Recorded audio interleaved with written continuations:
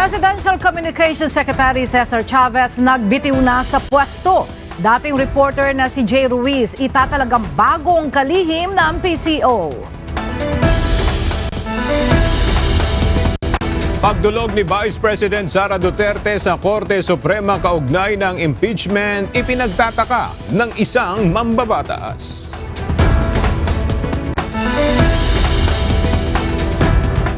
Senate Minority Leader Coco Pimentel hihilingin kay Senate President Chis Escudero ang pagpupulong ng Senado kaugnay sa impeachment case laban kay Vice President Sara Duterte.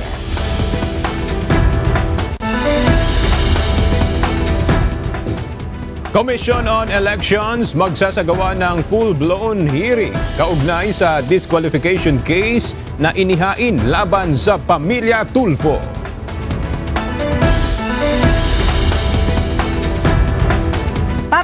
35 newly promoted AFP generals at flag officers nanumpa na sa tungkulin.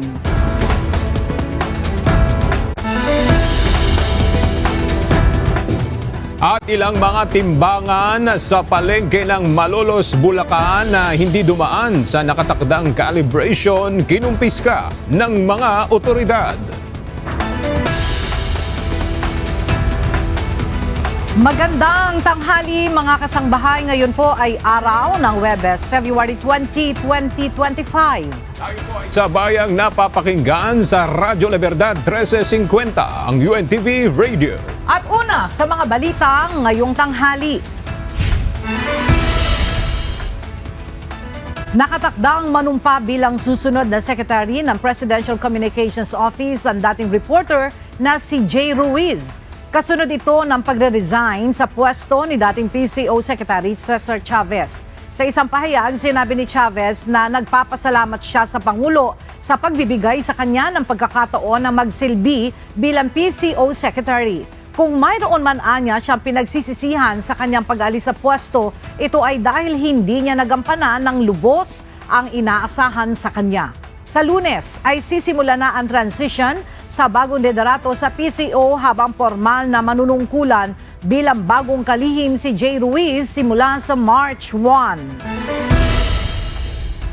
Desperado at natataranta na umano ang kampo ni Vice President Sara Duterte kaya naghain na ng petisyon kontra impeachment sa Korte Suprema ang mga kongresista. Ayon sa mga kongresista, nanindigan naman ang mga itong dumaan sa tamang proseso ang impeachment complaint. Ang detalye sa ulat ni Rosalie Coos. Umani ng pagtuligsa sa mga kongresista ang petition for certiorari at prohibition na inihain sa Korte Suprema ni Vice President Sara Duterte laban sa 4th impeachment complaint. Sa petisyon ng pangalawang Pangulo, hiningi nito na ipawalang bisa ang ika-4 na impeachment case laban sa kanya. Anya, hindi maaaring mag-initiate o magsagawa ng higit sa isang impeachment proceeding laban sa kaparehong opisyal sa loob ng 1 taon. Dagdag pa nito, hindi inaksyonan ng House of Representatives ang naunang 3 petisyon na isang grave abuse of discretion. Paliwanag nito, batay sa desisyon ng Korte sa ilang kaso, maikokonsidera ng initiated ang mga naunang petisyon. Ito'y kapag naihain sa Kamara at tinanggap ng Secretary General na isang initial action.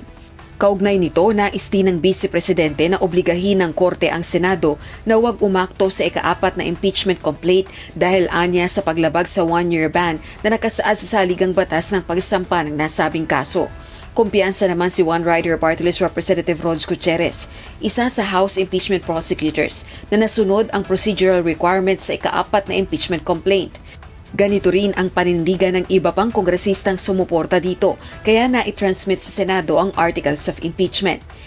Experience ko sa mga filing ng impeachment, we always be cautious kung mayroong bang mali o wala pag-file. Ayon naman kay House Senior Deputy Speaker Aurelio Gonzales, malinaw ang konstitusyon, tanging pribilehyo ng Kongreso ang impeachment. Tila natatakot din anya ang kampo ng mga Duterte kaya gusto nang pigilan ang impeachment process. Desperado umanong pagtatangka ang petisyon ni VP Duterte upang takasan ang pananagutan. Hamon naman ni House Deputy Speaker, Quezon 2nd District Representative JJ Suarez, kung naniniwala si VP Duterte na inosente siya, harapin niya ang reklamo laban sa kanya. Giit naman ni House Assistant Majority Leader Tingog Party List Representative Jude Asidre na tataranta na si VP Duterte at hindi na umano ito maitago sa manipulasyon sa politika. Hindi naman mai-intimidate ang House leaders sa anumang pagtatangkang i-delay ang impeachment process. Tinuligsari ng makabayang black lawmakers ang hakbang ng pangalawang Pangulo. Panawagan din nila ituloy ang proseso ng impeachment at huwag hayaang hadlangan ng anumang legal na taktika. Samantala, kung si House Deputy Majority Leader at Iloilo 3rd District Representative Lawrence Defensor ang tatanungin, isang political question ng impeachment at naniniwala itong hindi manghihimasok ang Supreme Court sa impeachment process. Rosa Licoz, UNTV News and Rescue.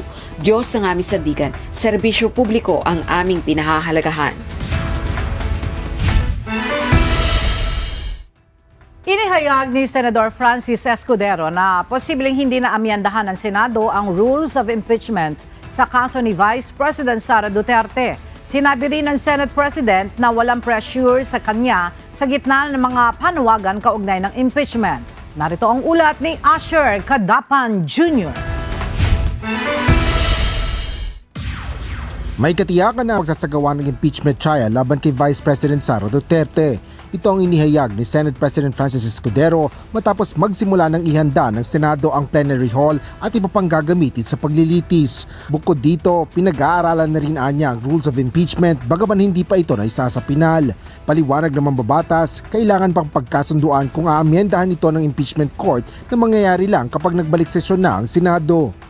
May nagboses na kung babaguhin na natin ng kompleto lahat ng gusto natin baguhin sa rules, baka maging basehan nyo na magreklamo ang nasasakdal dahil parang changing the rules in the middle of the game na nandyan na yung impeachment.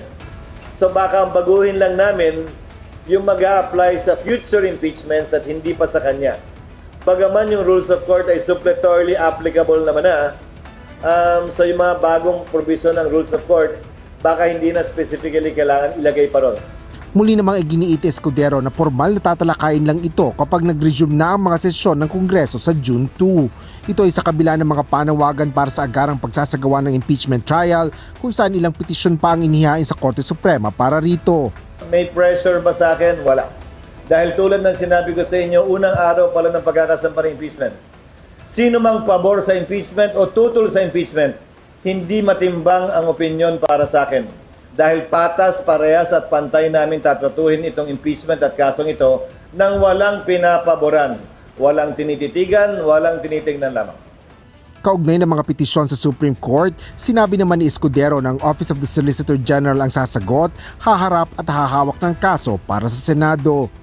Asher Cadapan Jr., UNTV News and Rescue. Diyos ang aming sandigan, serbisyo publiko ang aming pinahalagahan. Ipinagtaka ng isang House Impeachment Prosecutor ang pagdulog ni Vice President Sara Duterte sa Korte Suprema upang questionin ang legalidad ng kanyang impeachment. Tanong ni House Assistant Majority Leader ako Bicol Party List Representative Jill Bongalon, bakit sa halip na maghanda sa kanyang depensa si VP Duterte, tumakbo ito sa Korte Suprema? Mula sa House of Representatives, makibalita tayo kay Rosa Licoz live.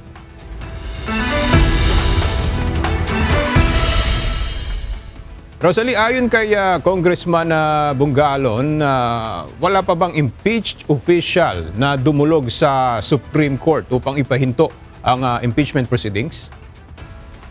Aga, ipinunto ni House Assistant Majority Leader ako Bicol Party List Representative Jill Bongalon na sa kasaysayan anya ng Philippine impeachment cases, wala pang dumulog sa Korte Suprema upang ipahinto ang impeachment process. Hindi anya pinahinto ni na dating Chief Justice Renato Corona at former Ombudsman Merceditas Gutierrez ang kanilang impeachment sa pamamagitan ng Korte. Kaya nagtataka ang kongresista kung bakit sa halip na paghandaan ni Vice President Sara Duterte ang kanyang depensa, dumulog ito sa Supreme Court upang questionin ang legalidad ng impeachment complaint laban sa kanya. Giit ni Congressman Bongalon na isa ring House Impeachment Prosecutor, hindi ito gawain ng isang naniniwalang kayang linisin ang kanyang pangalan. Sa halip anyang ipresenta ang kanyang depensa, nais pang ipahinto ang impeachment proceedings. Dagdag pa nito, hindi ganito ang pag-iral ng demokrasya at pananagutan. Nagbabala rin ng mambabatas na kung kakatigan ng Korte Suprema ang petisyon, magiging walang silbi ang impeachment at mapapahina ang abilidad ng Kongreso na i-check ang pag-abuso sa kapangyarihan ng mga nakaupo sa pwesto. Samantala, naninindigan naman si House Secretary General Reginald Velasco na tiniyak ng Kamara na sinunod ang lahat ng constitutional requirements ng ihain ng Articles of Impeachment at i-transmit sa Senado. Balik sa iyo, Aga. Maraming salamat, Rosalie Cos. Pinuna ng Commission on Elections o COMELEC ang tila pang-red tag sa kanila ng ahensya ng pamahalaan dahil itinuturing nilang election offense ang labeling o red tagging kaugnay sa 2025 elections lalo na sa kampanya. Narito ang report ni Dante Amento. Sa Resolution Number 11116 ng Commission on Elections o COMELEC, isinama ng komisyon ang labeling o red tagging bilang election offense. Sa definisyon ng COMELEC, maituturing na labeling ang pag-uugnay o pag-aakusa sa mga individual, grupo at organisasyon bilang vocal dissenters, aktivista, subversibong grupo o terorista o kabilang sa mga kriminal na grupo o sindikato na walang ebidensya. Despite pressures coming from certain sectors or groups, ay pinarapat natin na ilabas ito sapagkat naniniwala tayo na hindi po dahilan ang kampanya upang bastusan o bastusin ang ilang grupo, ang ilang sektor, lalo na yung miyembro ng vulnerable sector. Pagkakakulong ng hanggang 6 na taon at tuluyang pagkadiskwalipika sa pagtakbo at pagboto ang parusa ng election offense. Batay sa pinakahuling desisyon ng Korte Suprema sa Didoro versus Major Gerald Vinoya, sinabi ng hukuman na ang red tagging ay banta sa karapatan sa buhay, kalayaan at seguridad. Kaugnay nito, naglabas ng saloobin si Chairman George Erwin Garcia na offended o nasaktan sila sa natanggap nilang sulat mula sa isang ahensya anya ng pamahalaan na tutol sa kanilang hakbang na ipagbawal ang labeling o red tagging sa panahon ng halalan. Sa sulat anya ay lumalabas na ang COMELEC ay nire-red tag ng ahensyang ito na ang layon lang naman nila ay magkakaroon ng maayos na halalan na walang diskriminasyon. Dagdag pa nito, bilang sila ay constitutional body, huwag hamunin ang kanilang kapangyarihan lalo na ngayong halalan. Sana po lang sa dito sa ganitong klaseng trabaho, pare-pares na sa pamahalaan, the use of the proper words is highly appreciated. Nakakatakot naman kung ang mismong Commission on Elections ang ire-red tag. Hindi po ba? Sana wag naman po dahil yun po ang feeling namin nung binabasa namin yung sulat na kami mismo parang kami ang nare-red tag dito. Di ba? Nasa pamahalan tayo pare-pares, and take note, we are a constitutional body. Maa-abolish sila, hindi kami. Tatandaan po nila yan. Binigyang din ni Garcia na matagal nilang pinag-aralan ang kanilang aksyon, kinonsulta nila ang maraming grupo rito at ang kanilang aksyon ay nakabatay din sa desisyon ng kataas-taasang hukuman. Nasa Constitution po ang kapangyarihan namin, hindi naman kami basta lang kinreate ng isang executive order. Because na sinabi rin mismo, sinite namin yung desisyon ng Supreme Court. Sabihan ba naman kami na mali ang interpretasyon namin at hindi raw tama? Desisyon ng Supreme Court yun . So even the Supreme Court is being red tag. Huwag naman po sanang ganon. Nangako ang COMELEC na ilalabas nila ang sulat ng ahensyang ito dahil ito naman ay public document. Dante Amento, UNTV, News and Rescue. Diyos ang aming sandigan, serbisyo publiko ang aming pinahahalagahan. Naglabas ang Commission on Elections o COMELEC ng resolusyon na nagpapataw ng parusa sa sinumang mang-aapi o pagmumulan ng diskriminasyon sa mga kandidato at taga-suporta sa panahon ng kampanya. Ayon kay COMELEC Chairperson George Garcia, ang paglabag sa anti-discrimination rule ay ituturing na election offense at maaring humantong sa diskwalifikasyon ng kandidato. Magsisimula ang campaign period para sa lokal na posisyon sa March 28 at magtatapos sa May 10. Nilagdaan ng COMELEC ang isang kasunduan kasama ang National Commission on Senior Citizens o NCSC at Department of Foreign Affairs upang gawing mas accessible ang midterm election sa 2025. Magkakaroon ng priority lanes at maagang oras ng pagboto mula 5 a.m. hanggang 7 a.m. para sa senior citizens, PWDs at buntis. Samantala, Ipatutupad ang internet-based voting para sa mga botanteng Pilipino sa 75 bansa upang mas mapadali ang pagboto sa ibang bansa. Magsasagawa ng full-blown hearing ang Commission on Elections o COMELEC sa disqualification case laban sa mga tulfo. Para sa detalye, makibalita tayo kay Dante Amento live.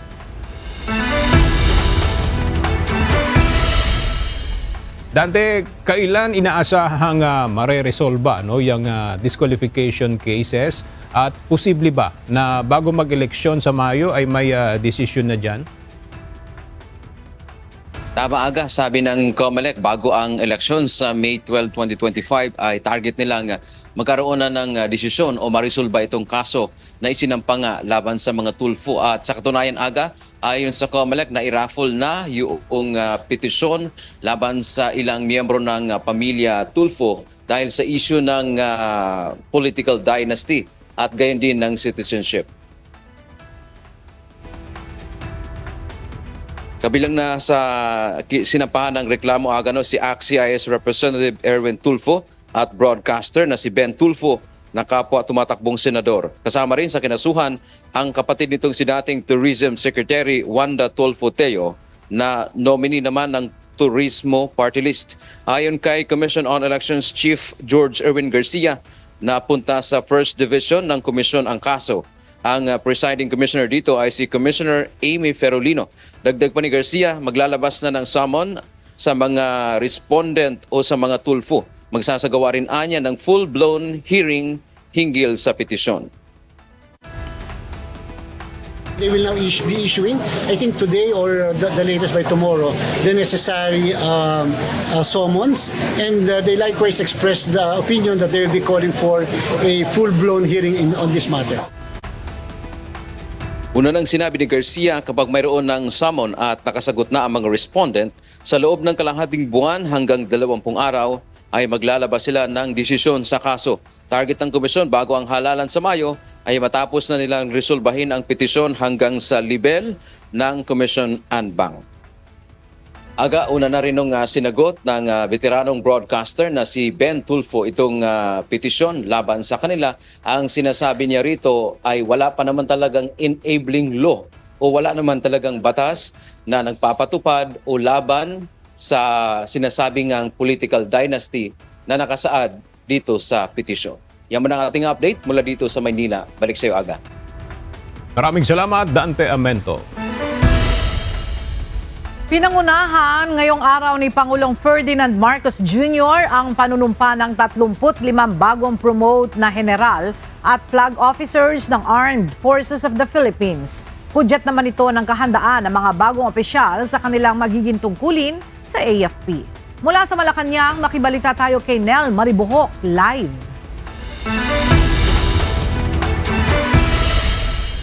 Nel, ano ang naging mensahe ng Commander-in-Chief? Yes, Ella, laging dalhin kung ano ang core values ng Armed Forces of the Philippines. Ito ang isasabili ni Pangulong Ferdinand Marcos Jr. matapos manumpa sa tungkulin ang newly promoted na 35 general at flag officers ng AFP sa Malacanang kanina. Kasama rin sa nanumpa ang mga graduate ng Foreign Commission Training Institutions. Ayon sa Commander-in-Chief, maasa ang nasyon na ang mga bagong opisyal ay magdadala ng higit na kalakasan sa defense systems at mapapalakas pa ang military cooperation sa ibang mga bansa. May bilin rin si Pangulong Marcos sa AFP ukol sa paparating na halalan.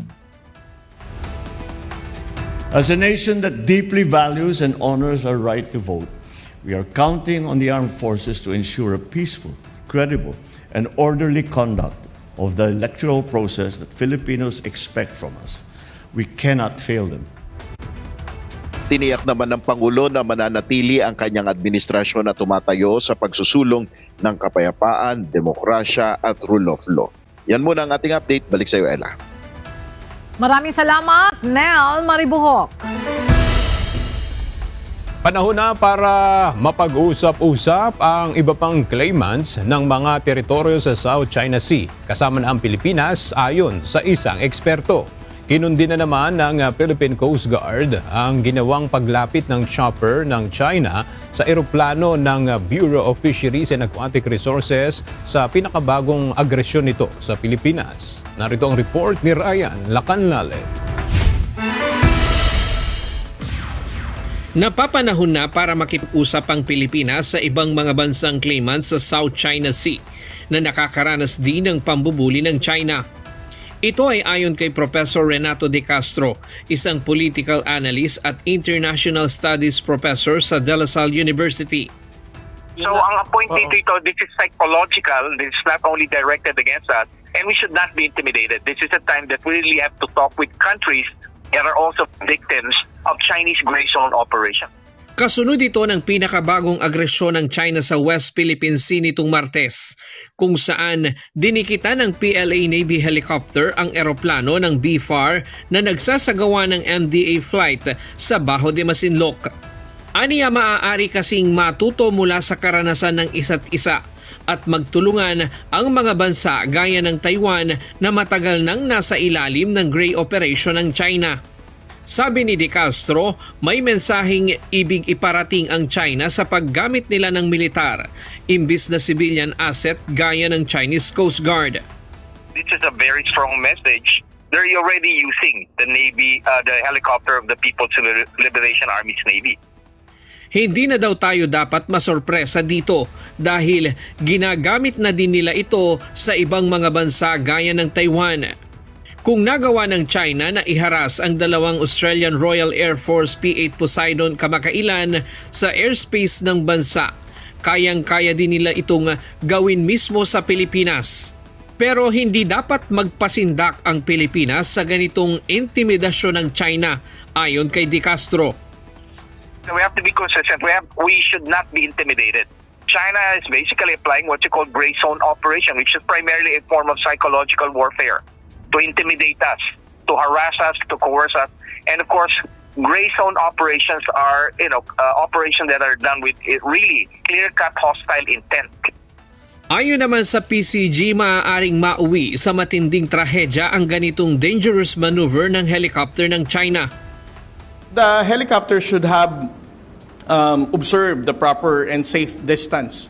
Dahil alam naman natin how dangerous it will be.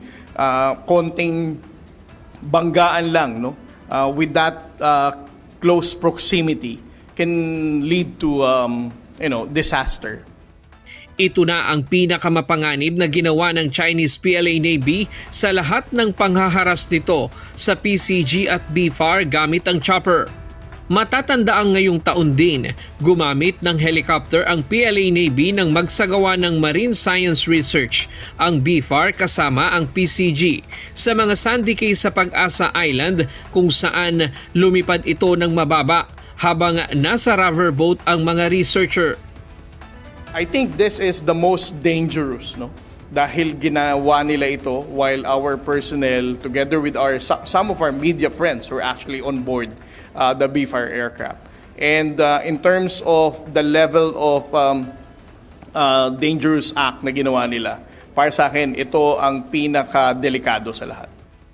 40 minutong binuntutan ng chopper ng PLA ang eroplano ng BFAR. Habang may dalawang barko ng PLA Navy sa lugar, nakasabay namang nagsasagawa ng radio challenge sa eroplano ng Pilipinas. Ang US Embassy sa Maynila agad kinundi na ang ginawang mapanganib na maniobra ng PLA Navy helicopter. Panawagan ito sa China, itigil ang mga mapanganib na hakbang nito at resolbahin sa mapayapang paraan ang issue sa pamamagitan ng international law. Ryan Lacanlale, UNTV News and Rescue. Diyos ang aming sandigan, serbisyo publiko ang aming pinahahalagahan.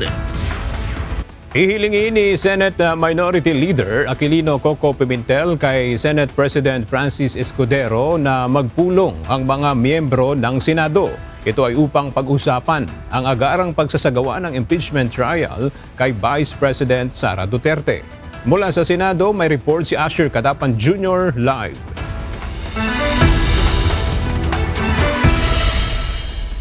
Asher, ano yung sinasabing dahilan ni Senator Pimentel kung bakit isinusulong nito yung agarang pagsasagawa ng impeachment trial?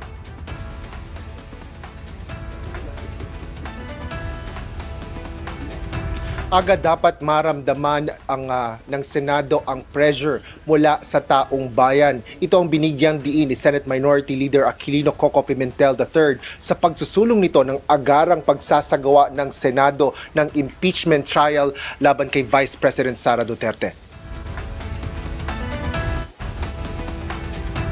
Paliwanag ni Senador Pimentel matapos ang kanyang pag-aaral sa lahat ng mga kaukulang probisyon sa konstitusyon at mapag-usapan ito kasama ang kanyang legal staff, iginiit ng mambabatas na ang salitang forthwith na nakasulat sa saligang batas ay nangangahulugan na dapat isunod agad ang paglilitis ng impeachment court. Bagaman aminado itong late o huli nang natanggap ng Senado ang articles of impeachment ilang oras bago mag-adjourn ang mga sesyon ng Kongreso. Ngunit sa kabila nito, dapat aniyang ikinonsulta ni Senate President Francis Chis Escudero ang pag-usad ng impeachment proceedings sa Senate body. Bunsod nito, plano ni Senador Pimentel na muling sumulat sa tagapangulo ng Senado, partikular na ang intensyon na humiling ng caucus o pagpupulong para pag-usapan ng impeachment case na nakahain sa kanila. Mas maigi niyang harapin ito ng Senado kaysa pukulan lang sila ng kritisismo mula sa mga tao. Para kay Pimentel, maaring makapagsimula na ang impeachment trial sa buwan ng Marso. Nauna nang sinabi ni Escudero na isasagawang aktual na paglilitis pagkatapos ng State of the Nation address ni Pangulong Bongbong Marcos Jr. alinsunod sa tingin niyang tamang proseso. Agasang-ayon naman si Senador Pimentel sa posisyon ni Senador Escudero na maaaring tumawid ang impeachment court sa 20th Congress. Ito ay dahil maaari naman anyang pag-aralan at i-review ang impeachment proceedings ng mga papasok ng mga bagong senador pagkatapos ng eleksyon. Yan muna ang latest dito sa Senado. Balik sa iyo, Aga. Maraming salamat, Asher Cadapan Jr. Posibleng sa buwan pa ng Abril ngayong taon, magkakaroon ng desisyon ang Land Transportation Franchising and Regulatory Board o LTFRB kung magkakaroon ng pagtaas sa pasahe ng mga jeepney. Kahapon na isagawa na ang pagdinig sa petisyon ng mga transport group kung saan mayroong nagdesisyon na ituloy ang taas pasahe at meron din namang umatras na. Ang detalye sa ulat ni JP Nunez. Sa loob ng 45 araw simula kahapon, inaasahan ng Land Transportation Franchising and Regulatory Board o LTFRB na mailalabas na nila ang desisyon kung aaprubahan ang hirit na taas pasahe sa mga jeepney. Binigyan ng LTFRB ng 15 days ang mga petitioner ng fare increase para magsumite ng supplemental papers upang ipaliwanag kung bakit hindi sapat ang fuel subsidy kaya nanghihingi pa rin sila ng taas pasahe. 30 days naman ang panahon ng National Economic and Development Authority o NEDA para magbigay ng komento sa posibleng epekto ng taas pasahe sa ekonomiya. Kung susumahin ayon kay LTFRB Chairman Chofilo Guadis III, sa buwan ng Abril ay posibleng madesisyonan na ang hirit na taas pasahe ng mga tsuper. By at least at the most is April po. By then po nandito na yung komento ng NEDA sa amin pong request for yung epekto po sa ekonomiya kung sakali man pong mapagbigyan ang ganitong mga fare hike increase. May 3 transport group pa rin ang nagsusulong ng taas pasahe dahil malaki na nila ang nawawala sa kita ng mga tsuper. Sa ngayon, naiwan ang joint petition ng Pasang Mazda, Alliance of Concerned Transport Organization o ACTO at Alliance of Concerned Operators and Drivers Association of the Philippines o ALTODAP. Doon sa taas ngayon, ang nawala sa amin, pinakamababang nawala sa amin, mga 200 to 300 pesos. Kada isang driver po ang nawawala. Ngayon, ang gusto lang namin, maibsan sana ng konti yung nawala sa amin.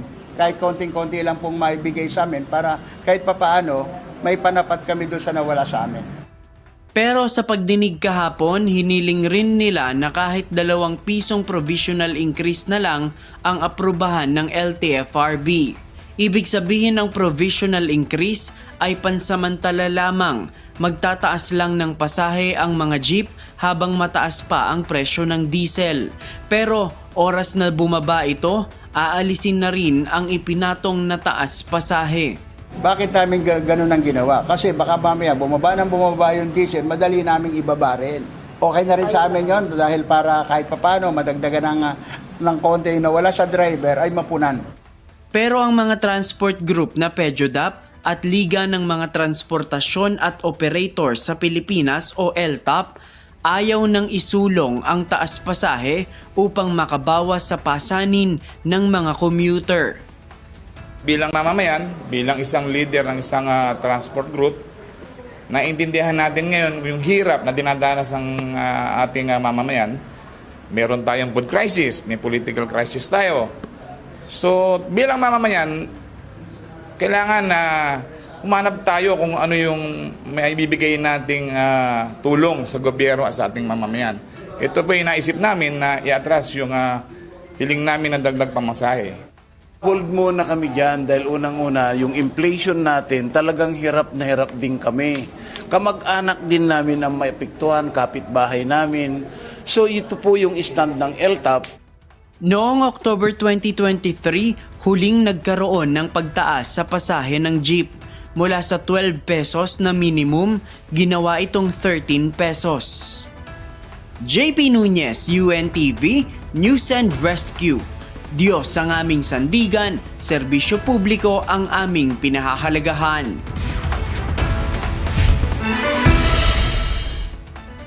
Mag-i-invest ang NLEX Corporation ng 1.4 billion pesos upang mapabuti ang toll system. Kabilang ang paglalagay ng Automatic License Plate Recognition o ALPR cameras sa lahat ng 315 toll lanes. Papalitan din ang 127 RFID antennas ng high-frequency antennas upang mapabilis ang pagbasa ng RFID stickers at mapadali ang transaksyon sa toll booths. Bukod dito, magdadagdag ng speed cameras at bagong toll lane computers upang mapahusay ang seguridad at serbisyo sa NLEX at SCTEX. Isang Piper Tomahawk airplane na pagmamay-ari ng Flightline Aviation Flight School ang nag-emergency landing sa barangay Langlagan, Plaridel, Bulacan dahil sa engine malfunction. Ligtas ang sakay nitong flight instructor at student pilot matapos makatanggap ng distress call ang PNP Air Unit. Patuloy namang iniimbestigahan ng Plaridel Municipal Police Station at PNP Aviation Security Unit ang insidente. Minamadali na ng Department of Agriculture ang distribution ng murang bigas mula sa National Food Authority o NFA. Samantala, pinabulaan na naman ang kagawaran na binubukbok na ang NFA rice sa mga warehouse ng pamahalaan. Ang detalye sa ulat ni Mia Alonzo. May quality control. Yan ang tiniyak ni Agriculture Secretary Francisco Chu Laurel Jr. kasunod ng napabalitang may mga bukbok o wevils ang murang bigas na ibinebenta sa isang Kadiwa store sa Cubao sa Quezon City. Ayon kay Secretary Laurel, bagaman may ipinatutupad na quality control sa mga warehouse, kukonsulta pa rin sila sa mga eksperto para mas maingatan ang mga imbak na bigas at makapagpatupad ng double layer protocols. Just like to clarify that is not NFA rice. No, hindi NFA rice yung may bukbok. It's an isolated incident and it's a lesson for FTI and not NFA or NDA na we have to be more diligent sa quality control, no? Binigyang diin ng ahensya na hindi nila galing ito sa NFA rice kundi ito ay isolated cases. Subalit magiging babala na ito para sa kanila upang mas doblehin pa ang seguridad ng bigas na iiimbak sa NFA.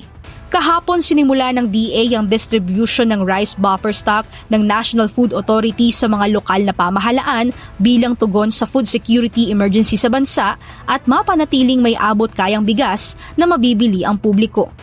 Kaugnay naman ng distribution ng buffer stock ng NFA na ibebenta sa mga LGU, nais ng DA na mapabilis na ang pagpapaubos nito upang agad na ring makabili ng palay sa mga lokal na magsasaka. We are rushing na ma-dispose yung makita nyo naman yung warehouse na to ay medyo puno at mas puno pa yung mga ibang warehouse all over the country. Siguro race to finish to. So basically, we need to really unload our stocks as fast as possible. Sa ngayon, 67 sa mga LGU ang tumugon na magbebenta ng NFA rice sa kani-kanilang mga syudad. Makakaasa naman ng mga consumer na magiging available na sa mga munisipyo, ilang pamilihan at kadiwa store ang 35 pesos na kada kilo ng NFA rice sa susunod na linggo. Tinitiyak naman ng Department of Agriculture na hindi lamang sa buong Metro Manila ipatutupad ang programang ito, kundi maging sa iba't ibang bahagi ng bansa. Ayon kay Secretary Laurel, isang sako ng bigas kada isang individual sa isang araw ang pwedeng mabiling NFA rice. Ngunit binibigyan din naman nila ng kalayaan ng mga LGU kung paanong paraan o kung gaano karami ang ipahihintulot nilang ibenta. Si Aling Salvacion, taga Caloocan City, murang bigas talaga ang hanap, lalo pat 2 araw lang sa kanila ang 10 kilong bigas dahil 12 silang kumakain sa bahay.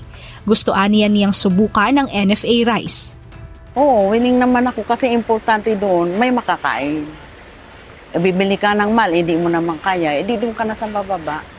Ang rollout ng murang bigas sa bawat lungsod ay bahagi ng hakbang ng pamahalaan kasunod ng deklarasyon ng Food Security Emergency sa layong mapababa ang presyo ng bigas sa pamilihan at upang makabili na rin ng bagong supply sa mga magsasaka. Mia Alonso, UNTV News and Rescue. Diyos ang aming sandigan, serbisyo publiko ang aming pinahahalagahan.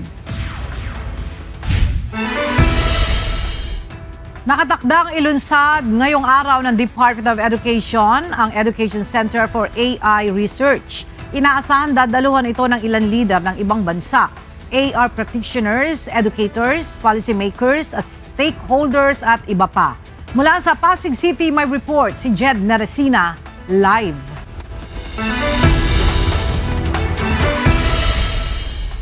Jed, para saan itong Education Center for AI Research na ilulunsad ng DepEd ngayong araw? Ayon sa Department of Education, ang paglulunsad nga nitong Education Center for AI Research ay upang mapalakas yung paggamit ng Artificial Intelligence o AI sa education system sa bansa o sa pag-aaral ng mga kabataan sa ngayon. Layunin ng proyektong ito na tulungan ang mga guro at mga estudyante gamit ang mga makabagong teknolohiya para mas mapadali ang pagkatuto.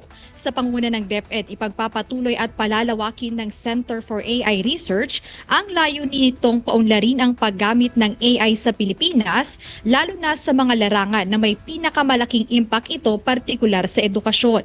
Tututukan nito ang pagpapalakas ng sektor ng edukasyon sa bansa sa pamamagitan ng pagtatatag ng Education Center for AI Research bilang pangunahing proyekto. Ang proyektong ito ay nagpapakita ng dedikasyon ng DepEd na bigyan ang mga mag-aaral at guro ng mga AI-driven tools upang makasabay sa mabilis na umuunlad na digital na mundo. Nakikita rin ng DepEd ang Education Center for AI Research bilang plataporma upang maitampok ang Pilipinas bilang regional hub for AI in education. Inaasahang mamayang 2:00 ng hapon, formal nang ilulunsad ng DepEd itong Education Center for AI Research dito mismo sa kanilang central office sa Pasig City. Ayun nga yung inaasahan natin mamaya, at para sa iba pang detalye kung para saan ba talaga o kung paano makakatulong sa education system natin yung paglulunsad ng Department of Education ng Education Center for AI Research, ay yun ang ipo-follow up natin kay Education Secretary Sani Angara. Ayan muna ang update mula rito sa Central Office ng Department of Education sa Pasig City. Balik sa'yo, Ella. Maraming salamat, Jed Neresina. Ligtas na nakauwi ng Pilipinas ang 12 Pinoy mula Myanmar. Ayon sa Department of Migrant Workers o DMW, biktima ang mga ito ng illegal recruitment at human trafficking. Mula sa Makati City, ang detalye sa report ni Ivan Alvarez live.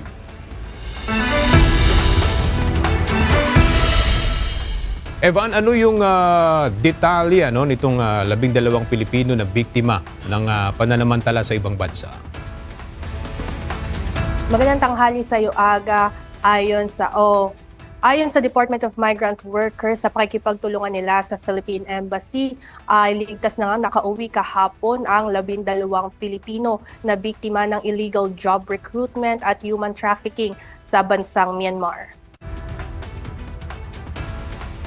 Ayon sa pahayag na inilabas ngayong araw ng DMW, kwento ng mga biktima ay inengganyo silang mag-apply sa Facebook ng isang kapwa Pilipino na nag-alok ng trabaho bilang customer sales representative sa Myanmar. Ngunit pagdating sa bansang iyon, hindi ito ang kanilang inabutan at pinilit sila umanong maging online scammer ng walang sahod o day off. Naranasan umano ng mga biktima ang iba't ibang klase ng pang-aabuso gaya ng bugbugin gamit ang PVC stick, kuryentehin at piliting mag-duck walk, frog walk, tumalon at umupo ng matagal. Humingi umano sila ng pahintulot umalis ngunit pinagbabayad ng employer ng $15,000 para dito.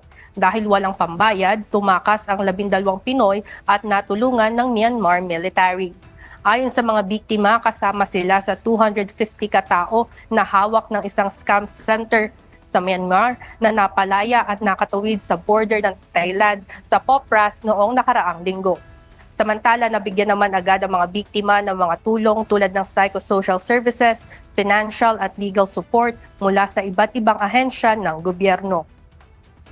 Aga patuloy naman ang pagpapaalala ng Department of Migrant Workers sa ating mga kababayan na nagnanais na magkaroon ng trabaho abroad na maging mapanuri sa mga nakikitang job posting o mga recruitment online upang hindi mabiktima ng mga illegal recruiter. Yan muna ang update mula dito sa Makati City. Balik sa inyo dyan, Aga. Maraming salamat, Ivan Alvarez. Pinag-iingat ng Embahada ng Pilipinas sa Port Moresby ang mga Pilipinong naninirahan sa Papua New Guinea dahil sa tumataas na insidente ng karahasan. Sa advisory na inilabas ng Philippine Embassy sa Papua New Guinea, pinapayuhan ito ang mga Pilipino na dapat iwasan ang delikadong lugar at huwag lumabas sa alanganing oras. Kasunod ito ng serye ng brutal na pag-atake, kabilang ang isang kaso ng pagdukot at pagpatay na ikinababahala rin ng UN.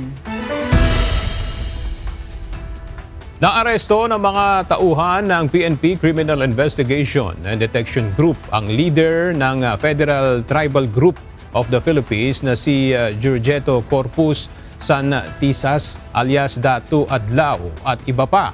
Si Adlaw ay may kasong usurpation of authority matapos na magpakilalang nagmamay-ari ng Pilipinas, ancestral land at bagong gobyerno sa Surigao. Ang detalye ihahatid ni Lea Ilagan live.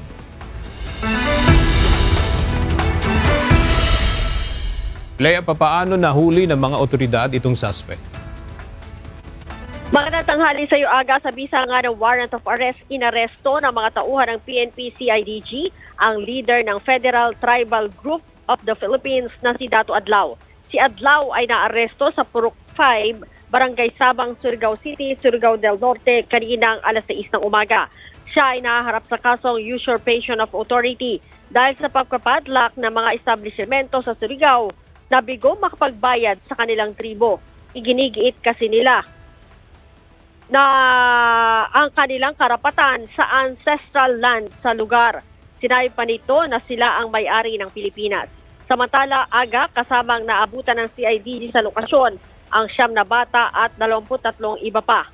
Hinihinala na miyembro ang mga ito ng indigenous group kung saan itinuturing ding leader si Lourdes Salinas. Una nang sinabi ng National Commission on Indigenous People na hindi nakalista ang Federal Tribal Group of the Philippines. Aga? Maraming salamat, Lea Ilagan. Patuloy na ipinatutupad ng Philippine National Police ang ethics training, internal audits at performance monitoring sa mga pulis. Ito'y upang mapanatili ang tiwala ng publiko sa kanilang hanay. Ayon kay PNP Chief General Romel Francisco Marbil, layunin ito na masigurong tanging ang mga kwalipikado at mapagkakatiwalaang pulis lamang ang mananatili sa serbisyo. Kasabay nito, pinahigpit din ang mga internal monitoring upang maiwasan ang katiwalian at mapanagot ang sinumang lalabag. Nauna nang sinabi ni General Marbil na mahalaga ang transparency at accountability upang mapanatili ang tiwala ng sambayanan sa mga pulis. Base sa datos, umabot na sa 753 na PNP personnel ang natanggal sa serbisyo dahil sa iba't ibang paglabag. Ang bilang ay mula April 1, 2024 hanggang February 12, 2025 o sa ilalim ng pamumuno ni Marbil.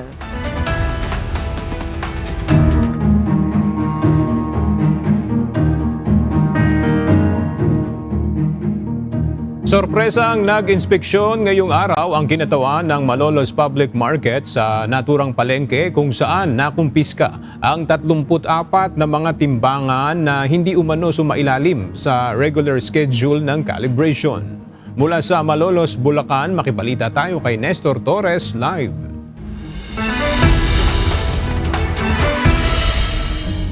Nestor, ano yung dahilan ng mga vendor? Bakit hindi sila nakapag-calibrate ng kanilang timbangan? Magandang tanghali, Aga. Ayon sa pamunuan ng Malolos Public Market, busy o walang time itong mga vendor kaya hindi sila nakapag-calibrate ng kanilang mga timbangan at ang iba naman ay hindi sila nakapagpakabit ng kanilang mga sticker dahil wala din silang time para pumunta sa opisina ng Mapamu. Walang nagawa ang mga nagtitinda sa palengke ng Malolos ng inspeksyonin ng calibration team ng pamunuan ng Malolos Public Market o MAPUMA ang timbangan ng mga vendor. Sa inspeksyon, pinasok ng grupo ang mga meat section o tindahan ng baboy, gulay at maging ang ambulant vendor, maging ang mga grocery sa vicinity ng palengke. Para matest kung tama ang timbang, gumagamit sila ng calibration test scale na nilalagay sa timbangan.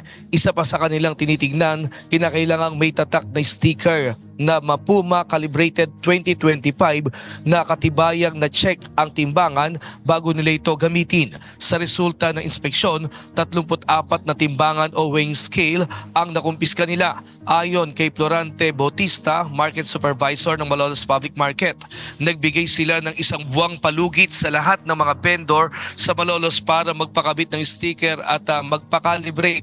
Pero dahil hindi sila tumupad, kailangan nilang isurrender ang kanilang timbangan at magpaliwanag. Yung mga kinukumpiska po namin, siguro intindihin namin yun ng mga 1 week. Kung maulit pa, maapektuhan pa sa kanila yung kanilang mga store. Masasara po nila.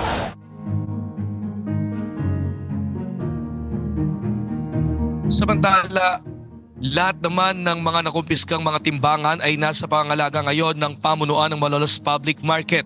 Maaari nilang makuha pa ito ng mga vendor after a week kapag na-test na ng calibration team at ang iba naman ay kung nagbayad sila ng sticker sa halagang 50 pesos. Samantala, pabor naman sa mga vendor ang ganitong sistema para na rin walang magtangka na mandaya ng timbangan para lang sila kumita. Adolfo, para po nakikita na mga mamimili ng mga tindahan ng Malolos Public Market ay tapat.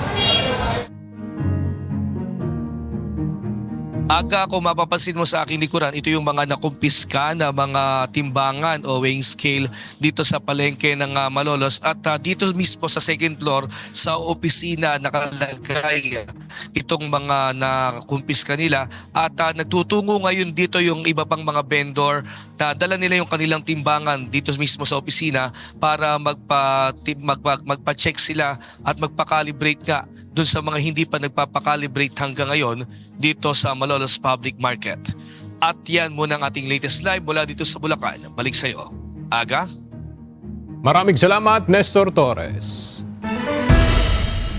Inilunsad ngayong araw ang Strawberry Festival 2025 edition. Maliban sa vegetable capital of the Philippines, ay kilala din ang La Trinidad bilang strawberry capital of the Philippines. Mula sa La Trinidad, Benguet, makibalita tayo kay Grace Doctolero live.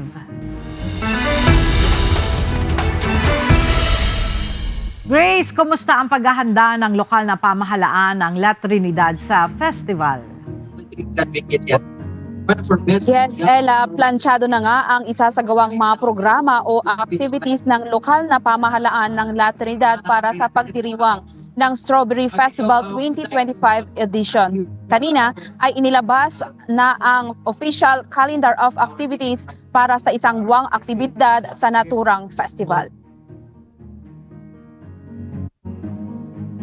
Planchado na ang pagdiriwang ng Strawberry Festival 2025 edition ng La Trinidad Benguet sa buwan ng Marso. Layo nitong ibida ang strawberries bilang isa sa mga pangunahing produkto ng munisipalidad. Taon-taon, nasa halos 2 milyon kilo ng strawberry ang inaani rito na lumilikha ng mahigit 1,000 na produkto ng mga residente. Asahan daw ang sari-saring pakulo sa buong buwan ng Marso gaya ng float and parade competition, konsyerto, palaro at marami pang iba. Siniguro naman ng mga opisyal ng La Trinidad na handa na sila sa pagsaludar sa nasa 30,000 bisitang dadalo sa naturang pagdiriwang. Samak La Trinidad, which means love La Trinidad. So that is our theme. So this is an Ibanoy word, samak, which means love. So we should love La Trinidad since it's our place. Sa March 3, bubuksan ang Strawberry Lane and Agro Fair sa Municipal Park. March 14, ang Search for the Heaviest and Sweetest Strawberries. March 22, ang Drum and Lyre Dance Performances and Float Parade. At March 23 naman, ang pinakaabangang Strawberry Cake Fest kung saan gagawa muli ng giant strawberry shortcake na gawa sa white at red strawberry. Actually, it's mixed. So we just want to introduce a variety that is unique. Pero very rare, konti pa lang yung production. So we just want to introduce it. Kung patok.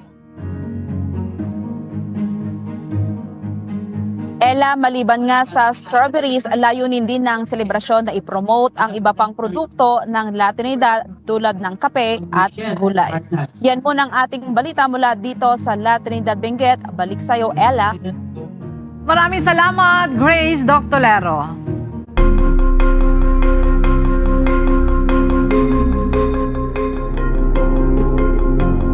Bumababa ang bilang ng mga refugee claims sa Canada mula sa dati nitong mataas na record dahil sa mas kaunting visa approvals.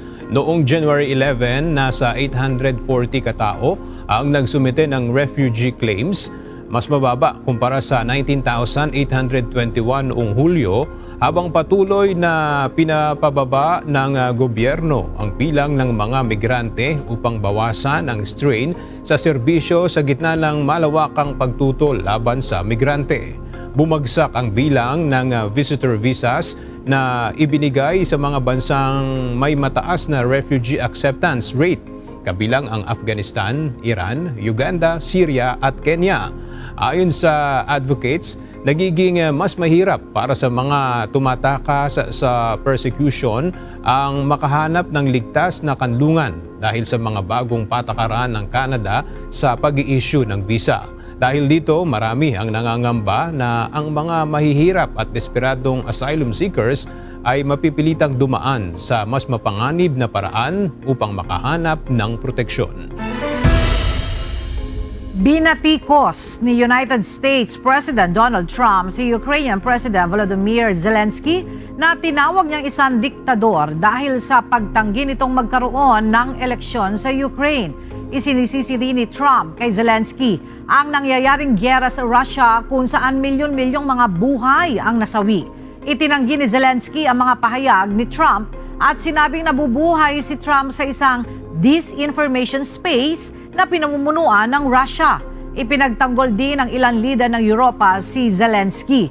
Ayon sa tagapagsalita ni UK Prime Minister Keir Starmer, tama lang na ipagpaliban ng eleksyon tuwing may giyera gaya ng ginawa ng UK noong World War II habang tinawag namang absurd o malabo ni Swedish Prime Minister Ulf Kristersson ang paggamit ni Trump sa salitang dictator. Samantala, nagpapatuloy ang tensyon sa pagitan ng US at Ukraine matapos tanggihan ni Zelensky ang mga panukala ni Trump tungkol sa rare earth minerals at iginiit na wala itong sapat na kasiguruhan sa seguridad bilang kapalit.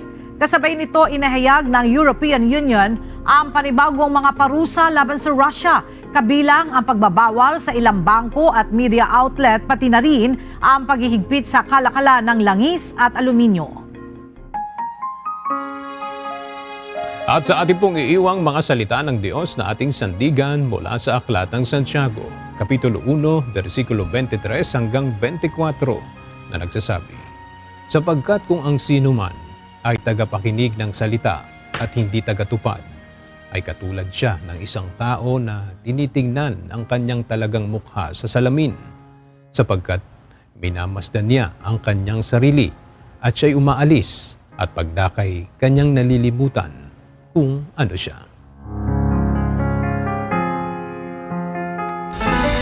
At yan ang mga balitang amin tinutukan at inaksyonan dahil sa aming pagbabalita, una ang pagkalinga sa kapwa.